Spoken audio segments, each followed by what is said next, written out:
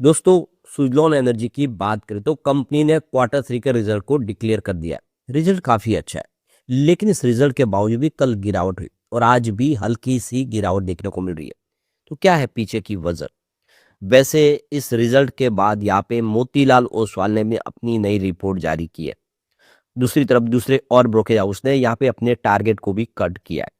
तो देख सकते हो कि सुजलॉन जो अब अपना 2.0 कार्यकाल शुरू कर रही है, यानी कंपनी अब नई एक तैयारी के साथ आगे बढ़ रही है। जो विंड एनर्जी सेक्टर की कंपनी थी, अब वो सोलर सेक्टर में भी तेजी से आगे बढ़ेगी। ऐसे में क्या उम्मीद बन रही है? इस रिजल्ट को अच्छे से वो समझने की कोशिश करेंगे, इसमें क्या पे कमी रह गई है और क्या अचीव किया और आगे की क्या संभावना बन रही है, ब्रोकरेज हाउस का क्या कहना है इस रिजल्ट के बारे में, सारी बातों को समझेंगे इस वीडियो के माध्यम से। लेकिन फ्रेंड्स, उससे पहले अगर आप पहली बार हमारे चैनल पे आए तो चैनल को सब्सक्राइब कर दीजिए, एक बेल आइकॉन दबा दीजिए ताकि जब भी नया वीडियो बने पहला नोटिफिकेशन आपको मिले। वीडियो पसंद आए तो लाइक से जरूर कीजिए। चलो फ्रेंड्स, वीडियो स्टार्ट करते हैं। मैं हूं आपका दोस्त SB दवे और हमारे अपने चैनल ऑनलाइन कमाई में आपका बहुत बहुत स्वागत। सबसे पहले बाजार की बात कर ले तो BSE सेंसेक्स इस समय अगर आप देखें तो 83,257 के स्तर पर है, जहां पे देख सकते हो कि 56 पॉइंट की गिरावट है। तो इस समय बाजार भी अपनी डायरेक्शन को तलाश रहा है। आप देख लो कि इंट्राडे में यहाँ पे कुछ तेजी बनी, कुछ गिरावट हुई। तो ये क्लियर है कि अभी भी बाजार में थोड़ी सी नरमी का वातावरण तो बना हुआ है और इसी का असर हमें सुजलॉन में देखने को मिल रहा है। इस समय 47.79 पर स्टॉक आपको ट्रेड करता हुआ दिखाई देगा, जहां पे 0.13% की हल्की सी गिरावट है। जिस हिसाब से बाजार में नरमी है, वहीं पे यहाँ पे थोड़े सुजलॉन में भी नरमी देखने को मिल रही है। यहाँ पे आप देख ही सकते हो कि सुजलॉन एनर्जी की जो शुरुआत है बिल्कुल फ्लैट हुई, जहाँ पर कल की क्लोजिंग थी। उसके बाद इंट्राडे में 48.20 का हाई भी बना, यानी कुछ संभावना पॉजिटिव बनी, ग्रीन में स्टॉक गया। लेकिन जैसे बाजार में नरमी का वातावरण बना, जिसकी वजह से इसने 47.28 का लो भी बनाया। तो फिलहाल आप देखें दोनों तरफ का माहौल बना हुआ, बाजार जिस हिसाब से रिएक्ट कर रहा है वैसे ही सुजलॉन में भी हमें माहौल देखने को मिल रहा है। लेकिन जो गिरावट कल थी वो थम चुके स्टॉक के अंदर। अब यहाँ पे सुजलॉन एनर्जी की तरफ से जो एक्सचेंज को जानकारी दी है अपने अर्निंग कॉन्फ्रेंस कॉल को लेकर, तो क्वार्टर थ्री के रिजल्ट के बाद कंपनी ने अपनी अर्निंग कॉन्फ्रेंस रखी थी।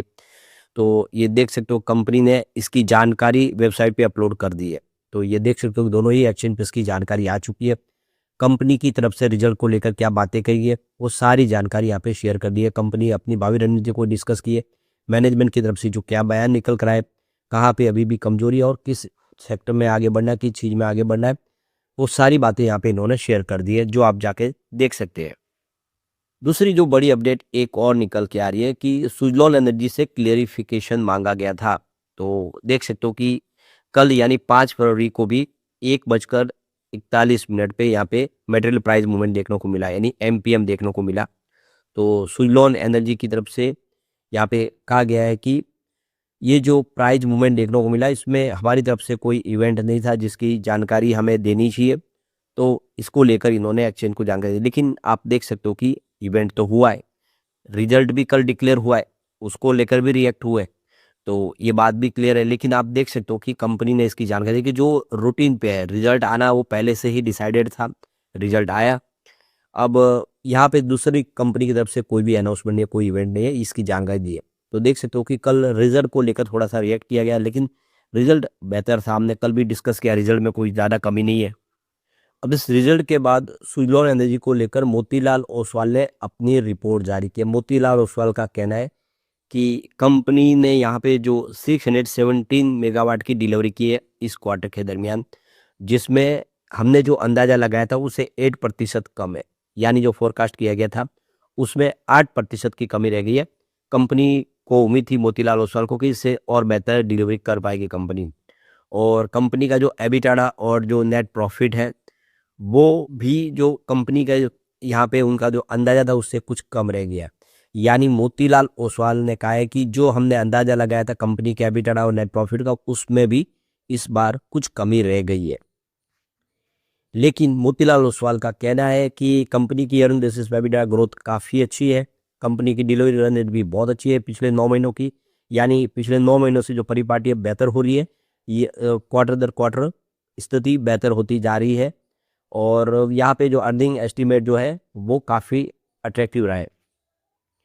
मोतीलाल ओसवाल का कहना है कि मैनेजमेंट बहुत ज़्यादा कॉन्फिडेंट में है और उनका कहना है कि फाइनेंशियल 2026 में जो गाइडेंस है उसके जो 60% ग्रोथ को उसको वो अचीव कर पाएंगे। सुजलॉन एनर्जी की जो डिलीवरी देखे तो ये 2.5 गीगावाट के आसपास की यहाँ पे डिलीवरी बेस्ड काम का फाइनेंस 2026 में दिखाई दे रहा है, जिसमें 1.6 गीगावाट की ऑलरेडी उन्होंने प्रोजेक्ट एग्जीक्यूट कर लिए है 9 मंथ के अंदर। तो बिल्कुल 2.5 गीगावाट तक ये पूरा जो फाइनेंस 2026 है उसमें कंपनी उस गोल को अचीव कर लेगी, जो यहाँ पे 66% का ईयर ऑन बेसिस पर ग्रोथ दिखा रहा है। कंपनी की जो ऑर्डर बुक है वो 6.4 गीगावाट तक पहुंच चुकी है जनवरी 2024 तक, जिसमें ईपीसी सेगमेंट का जो शेयर है वो 27% के आसपास है और कंपनी की इच्छा है कि इसको 50% तक लेके जाना है। इंस्टॉलेशन में देखें तो यहाँ पे कंपनी का जो थोड़ा सा स्लो देखने को मिला है, 442 मेगावाट का इंस्टॉलेशन हुआ है 9 मंथ में।